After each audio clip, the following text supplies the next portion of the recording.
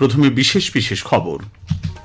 দেশের উন্নয়নে কেন্দ্রীয় সরকার এবং রাজ্যগুলিকে একযোগে কাজ করার আহ্বান জানিয়েছেন প্রধানমন্ত্রী নরেন্দ্র মোদী। প্রধানমন্ত্রী আগামীকাল আকাশবাণীতে মন কি বাত অনুষ্ঠানে দেশ বিদেশের মানুষের সঙ্গে তাঁর চিন্তাভাবনা ভাগ করে নেবেন। কেন্দ্রের পাঠানো একাধিক প্রতিনিধি দল অপারেশন সিন্দুরের পক্ষে এবং সন্ত্রাসবাদের বিরুদ্ধে ভারতের অবস্থান বিশ্বমঞ্চে তুলে ধরছে। সোমবারের মধ্যে রাজ্য সরকারের তরফে যোগাযোগ করা না হলে তারা বৃহত্তর আন্দোলনে নামবেন বলে সুপ্রিম কোর্টের রায়ে চাকরিহারা শিক্ষকরা জানিয়েছেন। বিদ্রোহী কবি কাজী নজরুল ইসলামের ১২৬তম জন্মবার্ষিকী আজ যথোচিত মর্যাদায় পালিত হচ্ছে। হিমালয় সন্নিহিত পশ্চিমবঙ্গে আগামী ২-১ দিনের মধ্যেই বর্ষা প্রবেশ করতে চলেছে বলে জানিয়েছে আবহাওয়া দপ্তর। এবারের আইপিএল ক্রিকেটে কলকাতা নাইট রাইডার্স তাদের শেষ ম্যাচে আগামীকাল সানরাইজার্স হায়দ্রাবাদের মুখোমুখি হবে। আসছে বিস্তারিত সংবাদে। দেশের উন্নয়নে কেন্দ্রীয় সরকার এবং রাজ্যগুলিকে একযোগে কাজ করতে হবে বলে প্রধানমন্ত্রী নরেন্দ্র মোদী মন্তব্য করেছেন।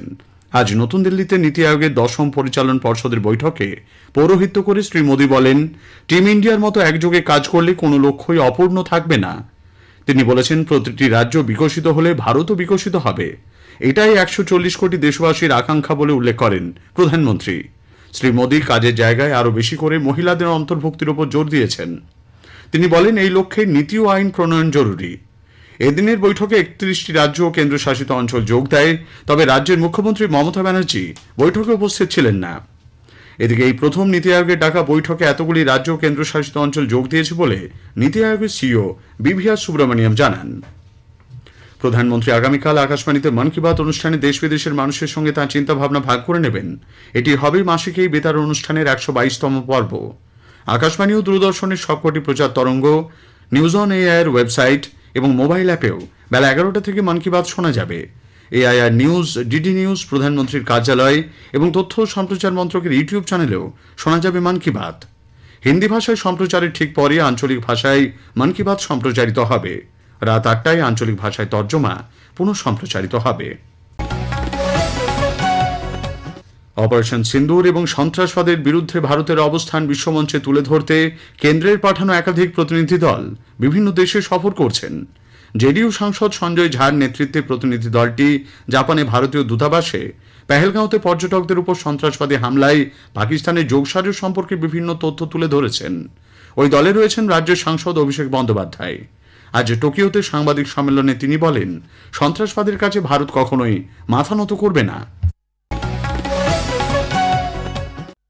इंडिया में जो एयर स्ट्राइक्स कैरी आउट किए, और हम लोग ऐसा नहीं कि 22 तारीख को हुआ 23 तारीख को ही किए या 24 तारीख को किए, we give them 2 weeks time. हम लोग यही उम्मीद रखे कि भाई they will take some kind of action and will eventually bring the perpetrators to justice. वो हुआ नहीं, 14 दिन वेट किया and then eventually India carried out those air strikes on the 7th of May, जहां पे 9 टेरर इंफ्रास्ट्रक्चर को neutralise किया गया। And this is India, firm and resolve, honorable in action. We neutralize those terror infrastructures without endangering a single civilian life.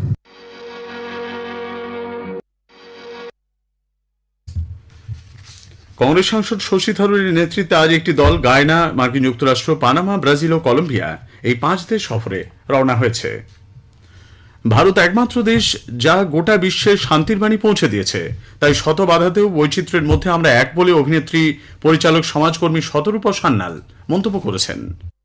জননী জন্মভূমিশ্চ স্বর্গাদপি গরীয়সি, এই উচ্চারণ শিশুকাল থেকে আমরা করে আসছি।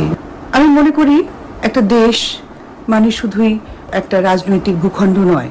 একটা দেশ মানে তার মানুষ, তার সংস্কৃতি, তার ভাষা, তার জ্ঞান, বিজ্ঞান, আহার, পোশাক, পরিচ্ছদ সবটা মিলিয়ে হচ্ছে একটা দেশ।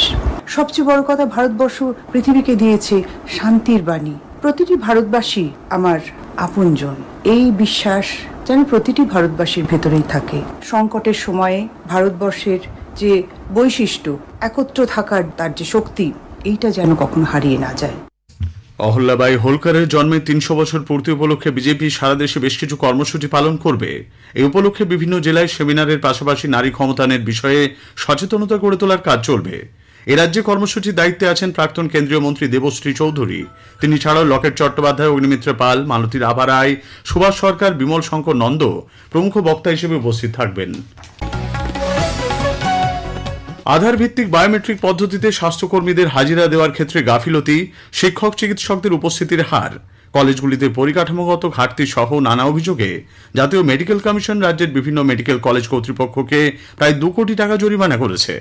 কলকাতা মেডিকেল কলেজকে 20 লক্ষ টাকা, এসএসকেএমকে 18 লক্ষ, সাগর দত্ত মেডিকেল কলেজ ও হাসপাতাল কর্তৃপক্ষকে 15 লক্ষ টাকা জরিমানা করেছে কমিশন। এমবিবিএস পরীক্ষায় স্বচ্ছতার অভাব, রোগী ভর্তি এই সংক্রান্ত তথ্যে গরমিলের কারণে এনআরএস হাসপাতালকে সবচেয়ে বেশি 22 লক্ষ টাকা জরিমানা করা হয়েছে বলে স্বাস্থ্য দপ্তর সূত্রে জানা গেছে। স্থানীয় সংবাদ শুনছেন আকাশবাণী কলকাতা কেন্দ্র থেকে।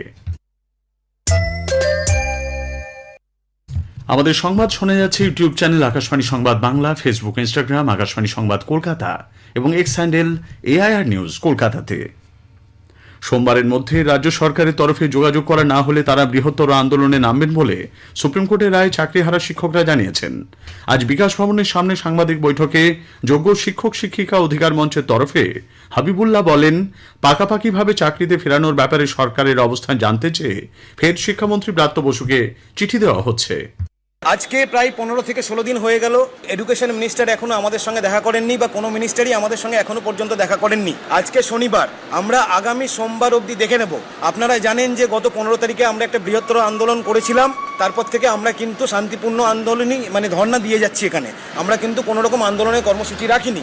সোমবারের মধ্যে যদি আমাদের সঙ্গে সরকারের তরফ থেকে দেখা করা না হয়, তাহলে সোমবারের পর আমরা কিন্তু বৃহত্তর আন্দোলনের কথা ভাবতে পারি। এটা অগ্রিম আমরা জানিয়ে রাখলাম।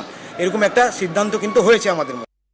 কলকাতা হাইকোর্টের নির্দেশ মেনে বিকল্প স্থানে আন্দোলনের সমস্ত শর্ত পূরণ করলে তবেই বিকাশ ভবনের সামনে থেকে অবস্থান বিক্ষোভ সরিয়ে নিয়ে যাওয়া হবে বলে যোগ্য শিক্ষক শিক্ষিকা অধিকার মঞ্চ জানিয়েছে। মঞ্চের তরফে বৃন্দাবন ঘোষ বলেন, পুলিশের সঙ্গে কথা বলে বইমেলা প্রাঙ্গণের উল্টো দিকে একটি জায়গা চিহ্নিত করা হয়েছে, তবে ওই জায়গায় ছাউনি, জল, বায়ো টয়লেট এবং বিদ্যুতের ব্যবস্থা করে দিতে হবে প্রশাসনকে। এদিকে চাকরিহারা শিক্ষকদের একাংশ আজ আইনজীবী বিকাশ রঞ্জন ভট্টাচার্যের বাড়িতে গিয়ে তার সঙ্গে সাক্ষাৎ করেন। সরকার শিক্ষকদের সঙ্গে প্রতারণা করছে বলে বিকাশবাবু অভিযোগ করেছেন। সুপ্রিম কোর্টের রায় হওয়ার পর ওদের আর পুরনো কাজ ফিরে পাওয়ার কোনো রাস্তা নেই। নতুনভাবে পরীক্ষায় বসে ওদের যা যোগ্যতা আছে সেই যোগ্যতা এবং মেধা দিয়ে ওরা আবার চাকরি ফিরে পেতে পারেন। সরকারের বিভিন্ন বিভ্রান্তিমূলক প্রচারের ফলে আরো বিভ্রান্ত হয়েছেন, অসুবিধার মধ্যে পড়েছেন। সরকার যে বলছে রিভিউ করে তোমাদের পুরনো চাকরি ফিরিয়ে দেবো, সেটা আইনত অসম্ভব। রাজ্যে ফের করোনা ভাইরাসে আক্রান্ত হওয়ার খবর মিলেছে। দক্ষিণ 24 পরগনার মগরাহাটে বছর 20-র এক মহিলা ও এক কিশোরের শরীরে ছড়িয়েছে সংক্রমণ। শ্বাসকষ্টের সমস্যা নিয়ে দুজনকেই ডায়মন্ড হারবার মেডিকেল কলেজে ভর্তি করা হয়েছে, তবে তাদের অবস্থা এখন স্থিতিশীল বলে চিকিৎসকরা জানিয়েছেন। এলাকায় চলছে বিশেষ নজরদারি। এদিকে কলকাতার রুটল্যান্ডস হাসপাতালে ভর্তি করোনা আক্রান্ত এক মহিলা সুস্থ হয়ে বাড়ি ফিরেছেন। হলদিয়ার বাসিন্দা ওই প্রৌঢ়া গত 4 মে করোনা আক্রান্ত হয়ে উডল্যান্ডসে ভর্তি হয়েছিলেন। বিদ্রোহী কবি কাজী নজরুল ইসলামের 126তম জন্মবার্ষিকী আজ।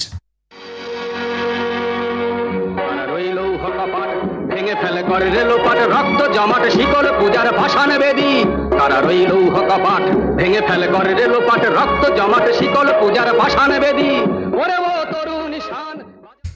উপন্যাস, নাটক, সঙ্গীত, দর্শন এবং কবিতায় কবি নজরুলের অবদান বাংলার সংস্কৃতিকে সমৃদ্ধ করেছে। এই উপলক্ষে পশ্চিম বর্ধমানের আসানসোলের চুরুলিয়ায় আজ বিশেষ অনুষ্ঠানের আয়োজন করা হয়। বিভিন্ন সংগঠন, সাংস্কৃতিক চর্চা কেন্দ্র এবং প্রতিষ্ঠান যথাযথ মর্যাদায় দিনটি পালন করছে। দক্ষিণ কলকাতার কসবা থানা এলাকায় পুলিশের উর্দি পরে তোলাবাজির অভিযোগে ধৃত সিভিক ভলেন্টিয়ার নীরজ সিং এবং তার এক সঙ্গীর 6 জুন পর্যন্ত জেল হেফাজত হয়েছে। পূর্ব মেদিনীপুরের বাগচায় বিজেপি নেতা বিজয় কৃষ্ণ ভূঁইয়া খুনের ঘটনায় এক তৃণমূল কংগ্রেস নেতাকে জাতীয় তদন্ত সংস্থা এনআইএ গ্রেপ্তার করেছে। ধৃত মনোরঞ্জন হাজরা বাগচার প্রাক্তন অঞ্চল সভাপতি। তাকে আজ আদালতে তোলা হলে 1 জুন পর্যন্ত জেল হেফাজত হয়েছে। হিমালয় সন্নিহিত পশ্চিমবঙ্গে আগামী 2-3 দিনের মধ্যে বর্ষা প্রবেশ করতে চলেছে বলে আবহাওয়া দপ্তরের পূর্বাঞ্চলীয় প্রধান সোমনাথ দত্ত জানিয়েছেন। আগামী 2-3 দিনের মধ্যে আমাদের পশ্চিমবঙ্গের সাব হিমালয়ান, ওয়েস্ট বেঙ্গল এবং সিকিমেও সাউথ ওয়েস্ট মনসুন ঢুকে যাওয়ার সম্ভাবনা আছে। এছাড়া 27 তারিখে নর্থ ওয়েস্ট বে অফ বেঙ্গল এবং অ্যাডজয়নিং ওয়েস্ট সেন্ট্রাল বে অফ বেঙ্গলে আপনার একটা লো প্রেসার এরিয়া ফর্ম হওয়ার সম্ভাবনা রয়েছে। এবারের আইপিএল কলকাতা নাইট রাইডার্স তাদের শেষ ম্যাচে আগামীকাল সানরাইজার্স হায়দ্রাবাদের মুখোমুখি হবে। খেলা শুরু হবে সন্ধে 7:30টায়। শেষ করার আগে স্থানীয় সংবাদের বিশেষ কিছু অংশ আরও একবার। দেশের উন্নয়নে কেন্দ্রীয় সরকার এবং রাজ্যগুলিকে একযোগে কাজ করার আহ্বান জানিয়েছেন প্রধানমন্ত্রী নরেন্দ্র মোদী। আগামীকাল আকাশবাণীতে প্রধানমন্ত্রী মন কি বাত অনুষ্ঠানে দেশ বিদেশের মানুষের সঙ্গে তাঁর চিন্তাভাবনা ভাগ করে নেবেন। আইপিএল ক্রিকেটে কলকাতার নাইট রাইডার্স তাদের শেষ ম্যাচে আগামীকাল খেলতে নামছে। স্থানীয় সংবাদ।